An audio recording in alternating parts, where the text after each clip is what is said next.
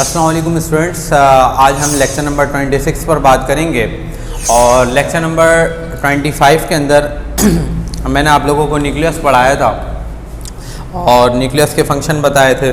Endoplasmic reticulum पढ़ाया था और एंडोप्लाज्मिक रेटिकुलम के फंक्शन शायद नहीं बताए हों, तो फंक्शन आप ये बात लिख लें कि एंडोप्लाज्मिक रेटिकुलम जो है वो हमारी बॉडी के अंदर टॉक्सिक इफ़ेक्ट को ख़त्म करने के लिए काम करता है। यानी कि हमारी बॉडी के अंदर अगर कोई चीज़ टॉक्सिक या हार्मफुल मटेरियल प्रोड्यूस हो जाए तो उसे उस हार्मफुल मटेरियल को डिटॉक्सिफाई करने में एंडोप्लाज्मिक रेटिकुलम काम करता है। एंडोप्लाज्मिक रेटिकुलम जो है वो प्रोटीन सिंथेसिस करवाता है। Endoplasmic reticulum helps in the process of protein synthesis. ठीक है, endoplasmic reticulum help in the exchange of material from nucleus to the cytoplasm और साइटोप्लाज्म टू द न्यूक्लियस। ठीक है, ये बात भी 3 पॉइंट अपने पास ये एज अ फंक्शन के तौर पर लिख लें एंडोप्लाज्मिक रेटिकुलम के। अच्छा, इसके अलावा जो है न्यूक्लियस पढ़ लिया हमने, एंडोप्लाज्मिक रेटिकुलम पढ़ लिया। अच्छा एंडोप्लाज्मिक रेटिकुलम और न्यूक्लियस के अंदर जो छोटी छोटी एमसीक्यूज़ हैं उन चीज़ों को भी अच्छी तरीके से फोकस कर लीजिएगा इंशाअल्लाह लज़ीज़। अब जो टेस्ट होगा आप लोगों का तो उसमें जो है इस तरह की चीज़ें आपसे पूछी जा सकती हैं। तो स्टूडेंट्स, सबसे पहले मैं चलता हूँ सेल की तरफ, और ताकि आपने जो न्यूक्लियस पढ़ा, एंडोप्लाज्मिक रेटिकुलम पढ़ा और अब जो हम मज़ीद माइटोकॉन्ड्रिया की तरफ बढ़ रहे हैं, मतलब माइटोकॉन्ड्रिया पढ़ने जा रहे हैं, तो मैं ये चाहता हूँ कि माइटोकॉन्ड्रिया पढ़ाने से पहले आपको थोड़ा सा सेल का स्ट्रक्चर दिखा दूँ। ठीक है, जब आप सेल का स्ट्रक्चर देख लेंगे ना तो पता चलते जाएगा, ये बात आपकी ज़हननशीं होती जाएंगी कि ये mitochondria, Golgi bodies, ribosome, endoplasmic reticulum आखिर ये किस जगह पे पाए जाते हैं, सेल में इनका मुकाम कहाँ है, ये किन जगहों पर मौजूद होती हैं, ये तमाम की तमाम ऑर्गेनल। तो आइए चलते हैं सेल की तरफ। तो स्टूडेंट, सबसे पहले आपने एक गोल सा सर्किल करना है और कोशिश करें सर्किल को थोड़ा सा बड़ा कर लें।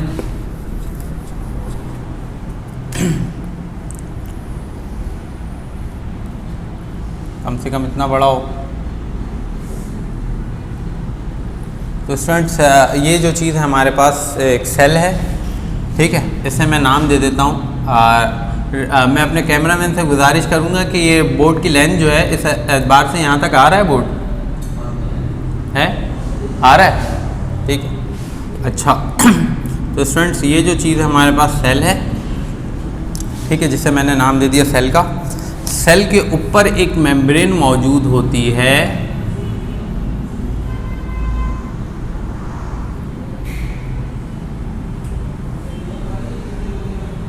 जिसको हम सेल मेम्ब्रेन कहते हैं। अपने पास भी इस तरह से बना लें आप तमाम स्टूडेंट्स। जिसे मैं क्या कह दूं, इसका नाम मैं दे देता हूं भाई ये सेल मेम्ब्रेन है। ठीक है, अच्छा, सेल हो गया, सेल की मेम्ब्रेन हो गई। अब सेल और सेल की मेम्ब्रेन के दरमियान एक फ्लूइड मौजूद होता है। सेल और सेल के मेम्ब्रेन के दरमियान एक फ्लूइड मौजूद होता है जो सेल को ड्राइव होने से बचाता है। उस तरह के फ्लूइड को स्टूडेंट्स सेल सेप कहा जाता है। तो यहाँ पे आप देखें, मैं डॉट जहाँ डाल रहा हूँ दरअसल ये फ्लूइड है।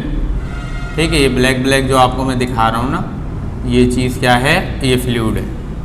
आज इस सेल को अच्छी तरीके से समझ लें, क्योंकि नेक्स्ट क्लास में या आगे जितने भी लेक्चर्स आएंगे इंशाल्लाह सेकेंड ईयर के अंदर हम इन चीज़ों को मज़ीद डिस्कस करेंगे। तो मैं वहाँ आपको डायरेक्टली पॉइंट आउट करके और क्लास में खड़ा कर दूँगा। ये तो कोरोना वक्ती तौर के लिए है, जब ख़त्म हो जाएगा इंशाल्लाह हम फिज़िकल क्लासेस में आ जाएंगे तो उस वक्त आपको डायरेक्ट रेफरेंस के साथ काउंट किया जाएगा कि बेटा आप लोगों को फर्स्ट ईयर के अंदर चैप्टर नंबर 4 में ये चीज़ पढ़ाई थी, खड़े हो जाएँ। तो ये ज़हन नशीं रखें, ये चीज़ें पूछी जा सकती हैं आपसे। तो सेल के अंदर जो फ्लूइड मौजूद होता है, सेल और सेल मेम्ब्रेन के दरमियान जो फ्लूइड मौजूद होता है उसको सेल सेप कहते हैं। क्या कहते हैं? सेल सेप। ठीक है, अच्छा स्टूडेंट, ये तो हो गया हमारे पास सेल। सेल के अंदर भी एक छोटा सा सर्किल मौजूद होता है। ठीक है, ये एक छोटा सर्किल बना दिया हमने। ठीक है, ये जो छोटा सर्किल बनाया है हमने, इस सर्किल को मैं कहता हूं ये न्यूक्लियस है। ये क्या है?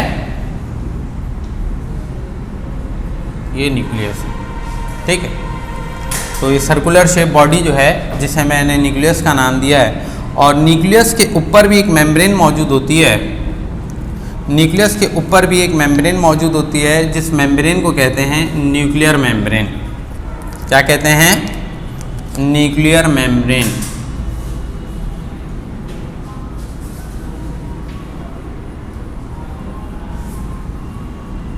ठीक है, तो मैं इसे यहाँ पर ये ग्रीन वाली लाइन को इस तरह करके न्यूक्लियर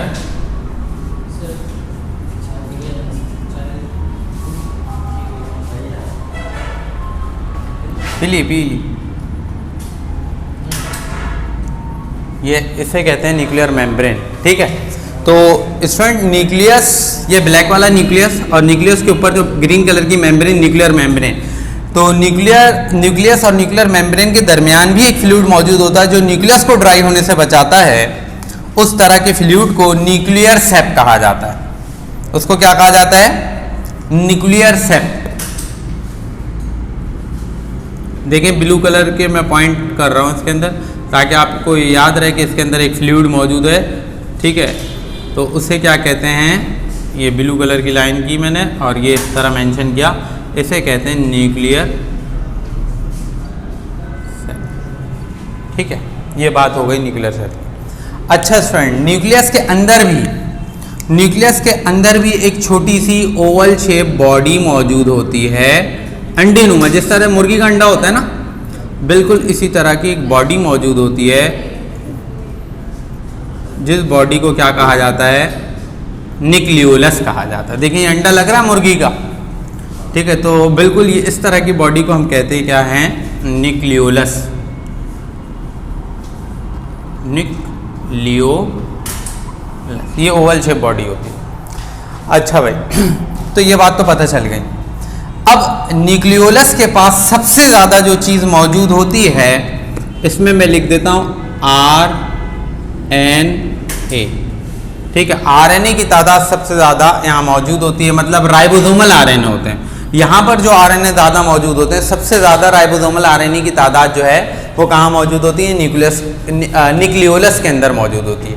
तो आप बज़ाहिर, मैंने पिछली क्लासेस में लेक्चर नंबर 25 में आपको इस तरह की बात की थी कि बेटा ये एक सेल है, सेल के अंदर एक मार्कर रखा था, आपको बताया था बेटा सेल के अंदर ही क्या है? न्यूक्लियस है। न्यूक्लियस के अंदर छोटी सी बॉडी क्या होती है? न्यूक्लियोलस होती है। तो वो चीज़ आपको मैं दिखाने की कोशिश कर रहा हूँ कि सबसे आउटर मोस्ट बाउंड्री जो थी, बड़ा जो लार्ज सर्किल था, जिसे सेल कह रहे थे, सेल के ऊपर जो मेम्ब्रेन थी जिसको सेल मेम्ब्रेन कह रहे थे, और सेल और सेल मेम्ब्रेन के दरमियान जो फ्लूइड था, ठीक है, उसे सेल सेप कह रहे थे। जब हम न्यूक्लियस सेल के अंदर पहुंचे तो एक सर्कुलर शेप बॉडी आई जिसे हम न्यूक्लियस कह रहे थे, और न्यूक्लियस के अंदर भी एक ओवल शेप बॉडी आई जिसे हम न्यूक्लियोलस कह रहे हैं। ठीक है, तो न्यूक्लियस के ऊपर जो मेम्ब्रेन है न्यूक्लियर मेम्ब्रेन के अंदर जो फ्लूइड है वो न्यूक्लियर सेप है। ठीक है, वो क्या है? न्यूक्लियर सेप है। तो अंदर जो ओवल शेप बॉडी है न्यूक्लियस के, जिसे हम न्यूक्लियोलस कह रहे हैं, और न्यूक्लियोलस के अंदर सबसे ज़्यादा तादाद राइबोन्यूक्लिक एसिड की मौजूद होती है, जबकि न्यूक्लियस के अंदर जो चीज़ मौजूद होती है, तो न्यूक्लियस के अंदर जो चीज़ मौजूद होती है वो DNA है, और साथ ही साथ एक और चीज़ मौजूद होती है जिसे हम RNA कहते हैं। ठीक है, तो DNA and RNA both are found in the region of nucleus, यानी कि DNA और RNA की जो फॉर्मेशन होती है वो न्यूक्लियस के अंदर ही होती है। याद करें पिछला लेक्चर नंबर 25 में मैंने आपको एंडोप्लाज्मिक रेटिकुलम बताया था, तो वहाँ ये पढ़ाया था कि endoplasmic reticulum is a fine tube like structure which extend from cell membrane to the nuclear membrane. ठीक है, एंडोप्लाज्मिक रेटिकुलम एक ऐसा ट्यूब लाइक, एक ऐसा फाइन शफाफ ट्यूब लाइक स्ट्रक्चर है जो सेल मेम्ब्रेन से न्यूक्लियर मेम्ब्रेन के दरमियान मौजूद होता है या प्रोड्यूस होता है। अब देख लें, ये सेल की मेम्ब्रेन, ये न्यूक्लियस की मेम्ब्रेन। ठीक है, वाज़ह है ये बात, कॉन्सेप्ट बिल्कुल क्लियर रखें। देखिए सेल की मेम्ब्रेन, ये न्यूक्लियस की मेम्ब्रेन, न्यूक्लियस के ऊपर जो मेम्ब्रेन न्यूक्लियर मेम्ब्रेन, सेल के ऊपर जो मेम्ब्रेन वो न्यूक्लियर मेम्ब्रेन। तो सेल मेम्ब्रेन और न्यूक्लियर मेम्ब्रेन के दरमियान का जो फासला होता है ना, वो फासला क्या कहलाता है? साइटोप्लाज्म। ठीक है, ये ट्रांसपेरेंट रीजन होता है, कलरलेस रीजन होता है, जिसे साइटोप्लाज्म कहा जाता है। और साइटोप्लाज्म के अंदर एक लिक्विड मौजूद होता है, जिस साइटोप्लाज्म के अंदर जो लिक्विड मौजूद होता है, उस साइटोप्लाज्म के लिक्विड को क्या कहा जाता है? साइटोसोल कहा जाता है, साइटोसोल। ठीक है, फ्लूइड ऑफ द साइटोप्लाज्म या liquid of the cytoplasm is called cytosol. अब सेल मेम्ब्रेन से न्यूक्लियर मेम्ब्रेन के दरमियान का फासला साइटोप्लाज्म, और साइटोप्लाज्म के अंदर जो चीज पाई जाती है वो है माइटोकॉन्ड्रिया, जो अभी हमें पढ़ना है। ठीक है, ये देखिए बीन शेप ऑर्गेनेल्स, कश्तीनुमा ऑर्गेनेल्स, बीन शेप बीजनुमा ऑर्गेनेल्स, किडनी जैसा शेप वाला ऑर्गेनेल्स, जिसे क्या कह रहे हैं? ये माइटोकॉन्ड्रिया। अब इंडोप्लाज्मिक रेटिकुलम भी है। ठीक है, ये इंडोप्लाज्मिक रेटिकुलम होगा भाई। इंडोप्लाज्मिक रेटिकुलम की सरफेस के ऊपर छोटे छोटे राइबोसोम्स अटैच होते हैं। ये अटैच भी कर दिया राइबोसोम। ठीक है, माइटोकॉन्ड्रिया भी बना दिया आपके लिए। ठीक है, तो ये माइटोकॉन्ड्रिया, ये माइटोकॉन्ड्रिया हो गया। माइटोकॉन्ड्रिया के अंदर फ्लूइड होता है भाई? हाँ भाई, बिल्कुल होता है। ये फ्लूइड भी डाल दिया आपके लिए बस। ठीक है, माइटोकॉन्ड्रिया हो गया। गोल्जी, अच्छा, इसके अंदर गोल्जी बॉडीज भी होती है।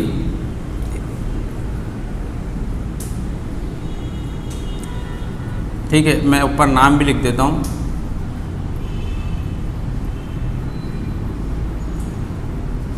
माइटोकॉन्ड्रिया, एंडोप्लाज्मिक रेटिकुलम, जीबी का मतलब गोल्जी बॉडीज। इसका नाम गोल्जी बॉडीज भी होता है, इसी का नाम गोल्जी कॉम्प्लेक्स भी होता है, इसी का नाम डिक्टियोसोम्स भी होता है। मतलब 3-4 नाम है इसके, Golgi complex, Golgi complex, Golgi bodies और डिक्टियोसोम्स जिसे कहा जाता है। ठीक है, तो इंडोप्लाज्मिक रेटिकुलम हो गया, गोल्जी बॉडीज हो गई। ठीक है, और माइटोकॉन्ड्रिया हो गया। तो इस तरह के न्यूक्लियस हो गए। ये तमाम की तमाम चीज़ें जो हैं सेल के अंदर पाई जाती हैं। लेकिन वाज़ा रहे, आपको ये बात बिल्कुल क्लियर होनी चाहिए, endoplasmic reticulum, mitochondria, Golgi bodies, ठीक है, और वैक्यूल्स, यहाँ वैक्यूल्स भी आप बना सकते हैं। ठीक है, छोटा सा हमने बना दिया ये वैक्यूल। ठीक है, तो ये जो वैक्यूल्स आपने बनाया है, ठीक है, तो ये वैक्यूल्स आपने जो बनाया है, तो ये भी कहाँ पाया जाता है? कि तमाम की तमाम चीज़ें कहाँ पाई जा रही हैं? साइटोप्लाज्म के अंदर पाई जा रही है। देख रही हैं, ये सारा जो रीजन है ये साइटोप्लाज्म के अंदर जो चीज़ें पाई जाती हैं उस तरह की चीज़ को क्या कहा जाता है? साइटोप्लाज्मिक ऑर्गेनेल्स कहा जाता है।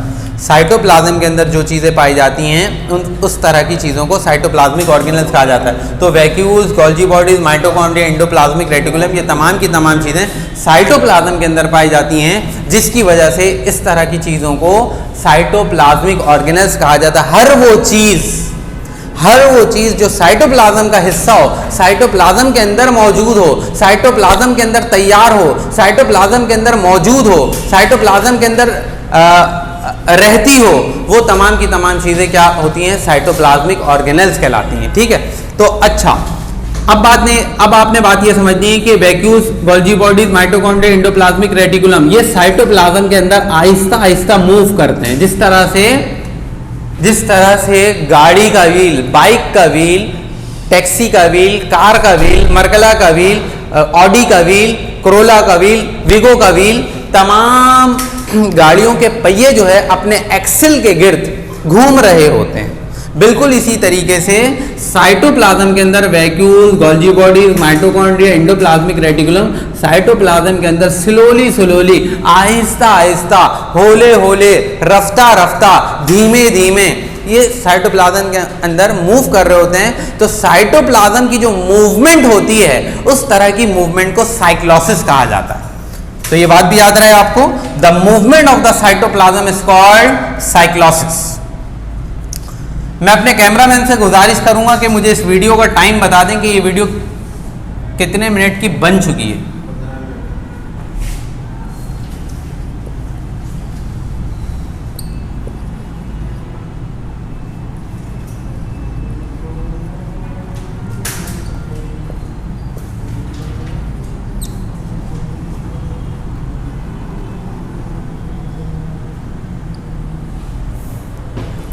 ठीक है, ये बात भी आपसे एमसीक्यूज में पूछ सकते हैं, साइटोप्लाज्म की जो मूवमेंट है वो उसे क्या कहा जाता है, तो आपने ये याद रखना है। ठीक है स्टूडेंट्स, अब आपको पता चल गया तमाम की तमाम चीज़ें किस तरह से पाई जाती हैं साइटोप्लाज्म के अंदर। तो बिल्कुल अगर मैं ये कहूँ तो गलत ना होगा अगर मैं ये कहूँ तो बिल्कुल गलत नहीं होगा कि mitochondria are the cytoplasmic organelles, ठीक है, that are found in the region of the cytoplasm, ठीक है। तो अब आप बात यहाँ पे आ जाएं माइटोकॉन्ड्रिया पे, वो टॉपिक खत्म हो गया, जो बताना था मैंने बता दिया। तो माइटोकॉन्ड्रिया का दूसरा नाम कॉन्ड्रियोसोम्स भी होता है।